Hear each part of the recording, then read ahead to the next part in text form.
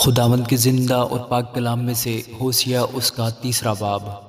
خداوند نے مجھے فرمایا، جا اس عورت سے جو اپنے یار کی پیاری اور بدکار ہے محبت رکھ، جس طرح کہ خداوند بنی اسرائیل سے جو غیر معبودوں پر نگاہ کرتے ہیں اور کشمش کے کلچے چاہتے ہیں محبت رکھتا ہے۔ سو میں نے اسے 15 روپیہ اور 1.5 خمر جو دے کر اپنے لیے مول لیا اور اسے کہا، تم مدت دراز تک مجھ پر کنایت کرے گی اور حرام کاری سے باز رہے گی اور کسی دوسرے کی بیوی نہ بنے گی، اور میں بھی تیرے لیے یوں ہی رہوں گا، کیونکہ بنی اسرائیل بہت دنوں تک بادشاہ اور حاکم اور قربانی اور ستون اور عفود اور ترافیم کے بغیر رہیں گے۔ اس کے بعد بنی اسرائیل رجوع لائیں گے اور خداوند اپنے خدا کو اور اپنے بادشاہ داؤد کو ڈھونڈیں گے، اور آخری دنوں میں ڈرتے ہوئے خداوند اور اس کی مہربانی کے طالب ہوں گے۔ آمین۔